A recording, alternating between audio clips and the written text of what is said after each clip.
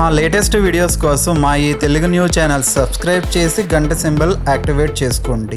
ఇవి విపరీతంగా ధనాన్ని ఆకర్షిస్తాయి కనుక ఇవి ఎక్కడ కనిపించినా వదలకండి.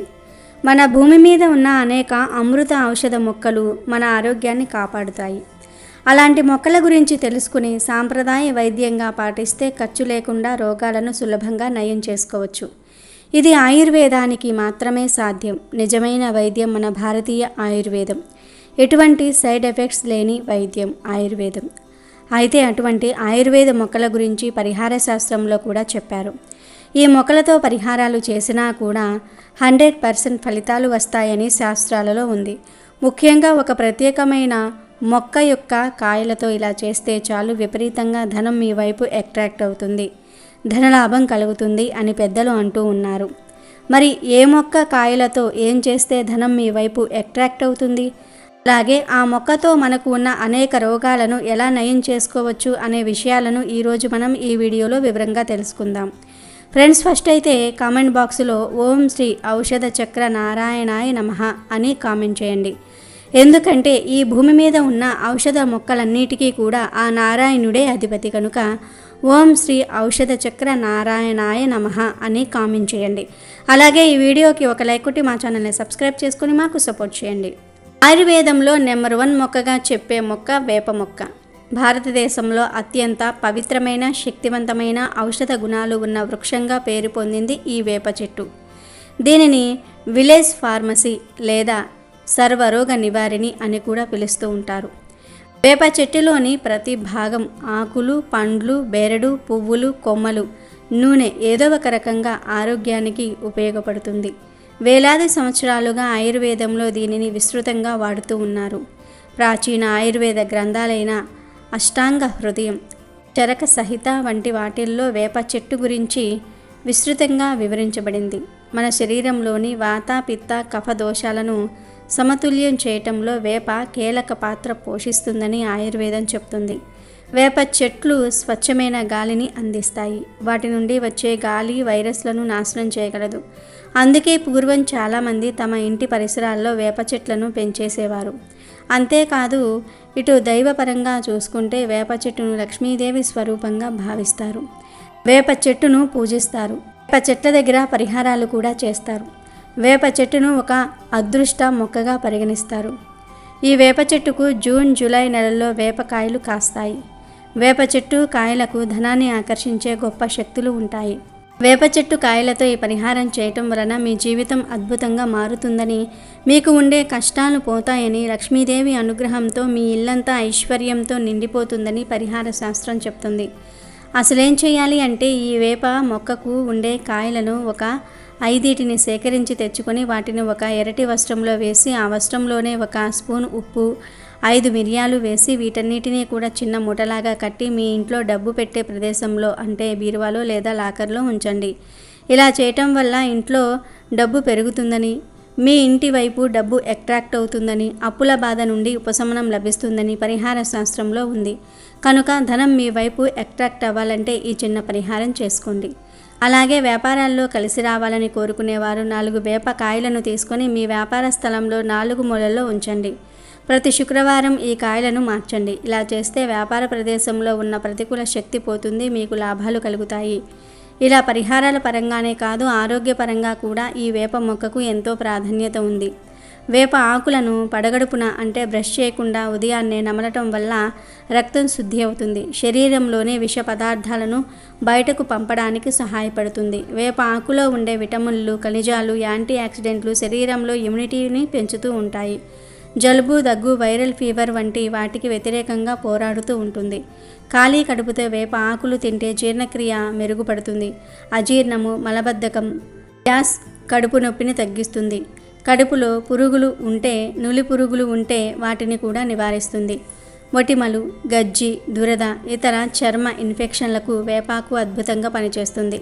వేపాకు పేస్టును సమస్య ఉన్న చోట రాసినా లేదా వేప ఆకులు వేసి మరిగించిన నీటితో స్నానం చేసినా మంచి ఫలితం ఉంటుంది.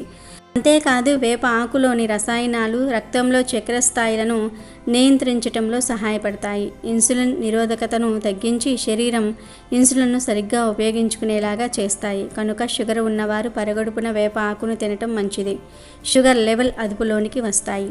వేప పండ్లు సాధారణంగా మే, జూన్, జూలై నెలల్లో బాగా దొరుకుతాయి. ఇవి మన ఆరోగ్యానికి ఎన్నో మేలు చేస్తాయి. పూర్వం చాలామంది పిల్లలు ఈ వేప పండ్లను తినేవారు. అప్పట్లో పిల్లలు ఈ పండ్లను తినటం ద్వారా తెలియకుండానే ఎన్నో ఆరోగ్య ప్రయోజనాలు పొందేవారు. వారికి ఆకలి వేస్తే ఆయా సీజన్లో దొరికే పండ్లను తినేవారు. వేప పండ్లు సీజన్లోనే చింత చిగురు కూడా దొరుకుతుంది. పూర్వం పిల్లలు చింత చిగురును కోసుకుని దంచి అందులో వేప పండ్లు వేసి గుజ్జు గుజ్జు బెల్లం అంటూ తినేవారు. ఇలాంటి ప్రకృతి సహజ ఆహారం అప్పటి తరం పిల్లలను చాలా ఆరోగ్యంగా ఉంచింది.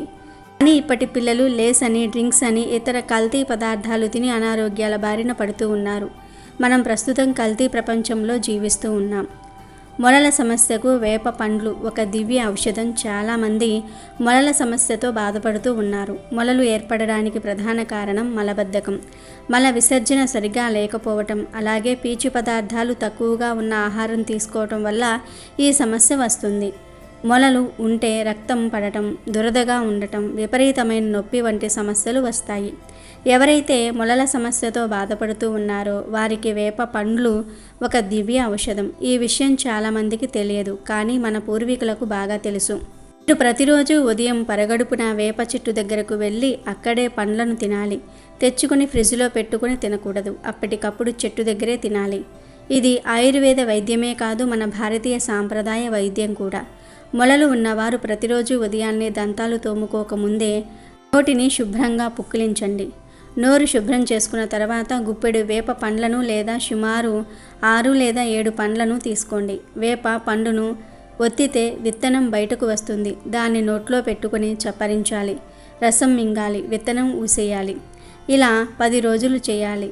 అలా చేస్తే మొలలు తగ్గిపోతాయి.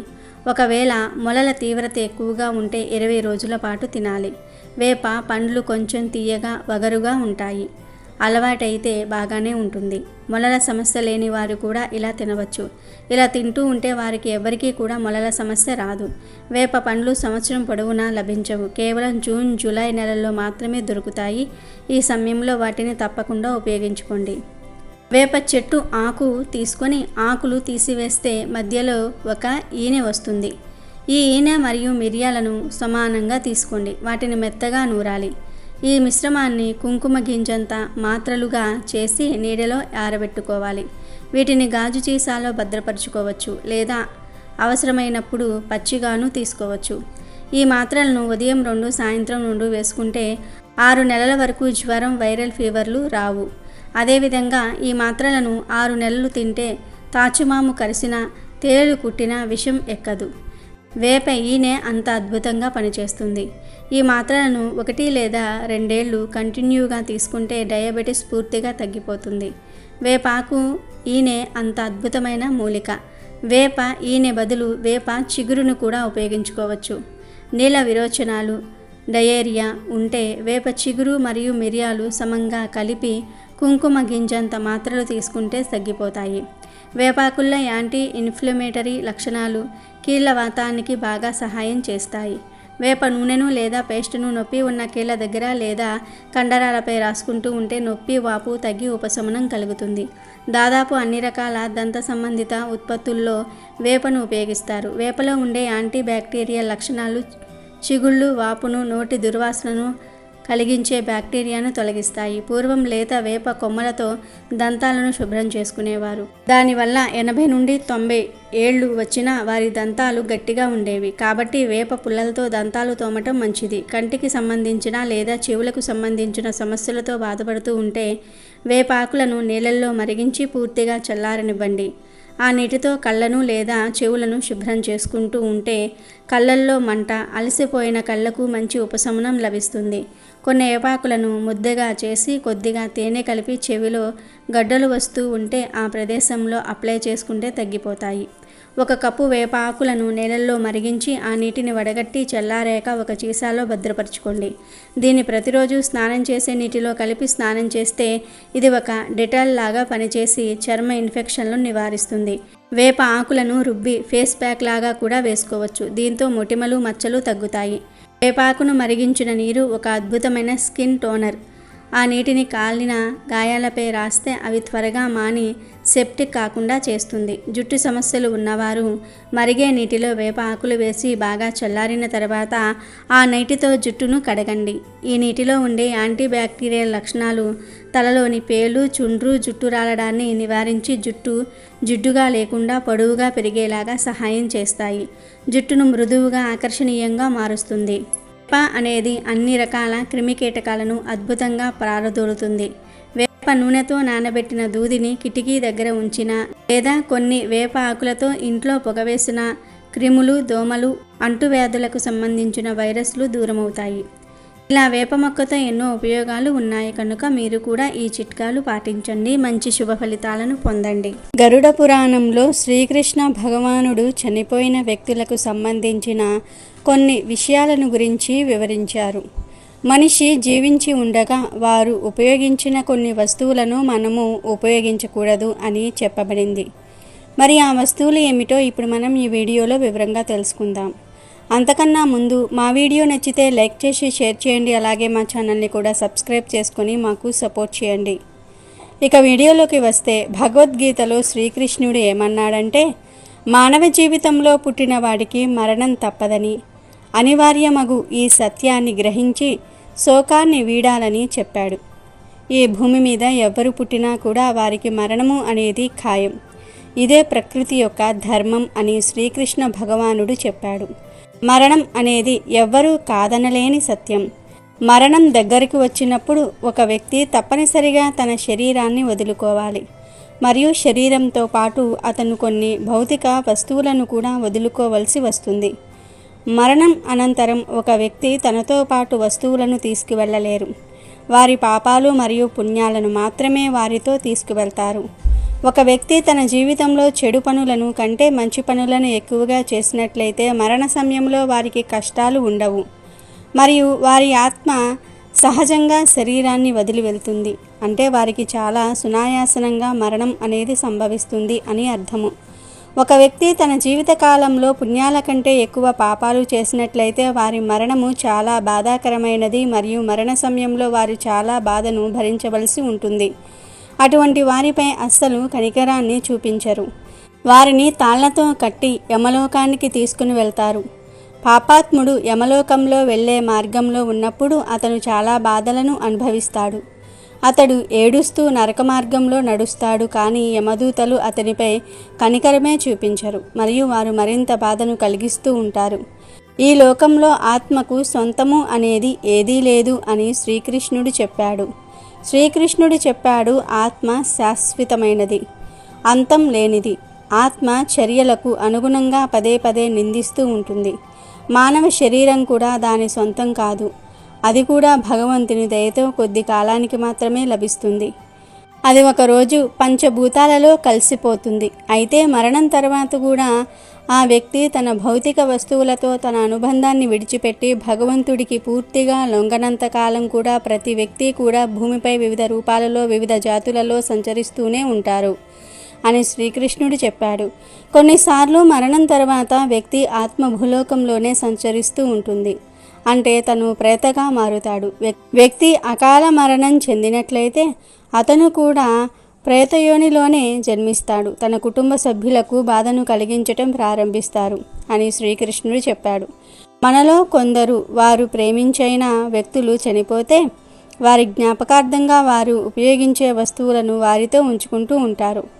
మనిషి జీవితం బంధాలతో ముడిపడి ఉంది. కానీ ఒక వ్యక్తి మరణించగానే ఆ వ్యక్తి యొక్క ఆత్మ బంధాల నుండి విముక్తి పొందుకుంటుంది. కానీ మరణించిన వ్యక్తిని బాగా ప్రేమించేవారు కొందరు ఉంటారు. వారు మరణించిన వ్యక్తికి గుర్తుగా కొన్ని వస్తువులను దగ్గర ఉంచుకుంటూ ఉంటారు మరియు వాటిని ఉపయోగించటం కూడా మొదలు పెడతారు. కానీ గరుడ పురాణం ప్రకారం మరణించే వ్యక్తికి సంబంధించిన వస్తువులను ఉపయోగించకూడదు. ఎందుకంటే ఆ వ్యక్తి యొక్క శక్తి ఆ వస్తువులు కలిగి ఉంటాయి. మరణం అనంతరం కూడా ఆ వస్తువులతో ఆ వ్యక్తి అనుబంధాన్ని కలిగి ఉంటాడు.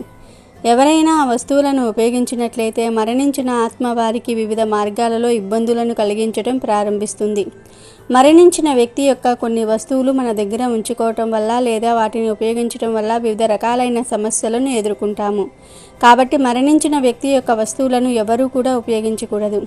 వాటిని ఇంట్లో సురక్షితంగానే ఉంచవచ్చు లేదా ఏదైనా నదిలో పారేయవచ్చు, కానీ వాటిని ఎప్పుడూ కూడా ఉపయోగించకూడదు. మరణించిన వారి ఆత్మకు శాంతి కలగాలి అంటే మరణించిన వ్యక్తికి ఇష్టమైన వస్తువులను దానం చేయాలి. గరుడ పురాణం ప్రకారం మరణించిన వ్యక్తి యొక్క గుర్తుగా అందరూ వారి ఫోటోలను ఇంట్లో పెట్టుకుంటారు. అయితే వాటిని సరైన దిశలో సరైన రూమ్లో పెట్టకపోతే మీరు మరియు మీ కుటుంబ సభ్యులు సమస్యలను ఎదుర్కొంటారు. ఇంట్లో పెద్దలు చనిపోతే వారి ఫోటోను ఇంట్లో వేలాడదీస్తాం. దీనికి చాలా కారణాలు ఉండవచ్చు. ఒక కారణం ఏమిటంటే వారి జ్ఞాపకం మన మదిలో ఎప్పుడూ నిలిచి ఉంటుంది. చాలామంది ఇంట్లోని గదిలో తమ పెద్దల ఫోటో పెట్టుకుంటారు. మరికొందరు పడక గదికి దగ్గరగా ఉంచుకుంటారు. మీ ఇంట్లో మరణించిన వారి ఫోటో ఉంటే మీ ఇల్లు సుఖ సంతోషాలతో ఉంటుందని చెప్తూ ఉంటారు. అయితే మీ ఇంట్లో పెద్దల ఫోటోలను ఉంచేటప్పుడు మీరు చాలా జాగ్రత్తగా ఉండాలి. ప్లేస్ ఉంది కదా అని చెప్పి ఇంటిలో ఎక్కడ పడితే అక్కడ చనిపోయిన వారి ఫోటోలు పెట్టకూడదు. చనిపోయిన పూర్వీకుల ఫోటోను ఇంట్లో ఉంచేటప్పుడు ఆ ఫోటోలను ఇంట్లో సెల్ఫ్ లేదా అల్మారాల్లో ఉంచాలి. ఇంట్లో చనిపోయిన పూర్వీకుల ఫోటో ఉంటే సరిపోతుంది. ఒకటి కంటే ఎక్కువ ఫోటోలు ఉండటం వల్ల ఇల్లు అందంగా కనిపించదు, ఇల్లు చెడిపోతుందని అంటూ ఉంటారు. కాబట్టి ఇంట్లో చనిపోయిన పూర్వీకుల ఒక్క ఫోటో ఉంటే చాలు. దేవుడి గదిలో చనిపోయిన వారి ఫోటో పెట్టకండి. కొన్ని ఇళ్లలో దేవుడి గదిలో చనిపోయిన వారి ఫోటోను ఉంచుతారు. ఏ కారణం చేతను ఇలా చేయకండి. ఇది ఇంట్లో అశాంతిని సృష్టించవచ్చు. వాస్తుశాస్త్రం ప్రకారం పూర్వీకుల చిత్రాలను ఎల్లప్పుడూ కూడా ఉత్తర దిశలో ఉంచాలి. గరుడ పురాణం ప్రకారం మనిషి చనిపోయిన తర్వాత ఆ మనిషికి సంబంధించిన కొన్ని వస్తువులు అస్సలు ఉపయోగించకూడదు. వాటిల్లో మొదటిది బట్టలు. మరణించిన వ్యక్తి యొక్క బట్టలు ఇంటిలో వారు అస్సలు ధరించకూడదు. ఇలా చేయటం వల్ల మరణించిన వ్యక్తి యొక్క ఆత్మ తన ప్రియమైన వారిని గుర్తించుకుంటుంది. దానివల్ల మరణించిన వ్యక్తి యొక్క ఆత్మ తన బట్టలను ధరించిన వ్యక్తులను అంటే కుటుంబ సభ్యుల వెంటే ఉంటుంది. వారికి మనశ్శాంతిని దూరం చేస్తుంది. కాబట్టి మరణించిన వ్యక్తి యొక్క బట్టలను కుటుంబ సభ్యులు అస్సలు ఉపయోగించకూడదు.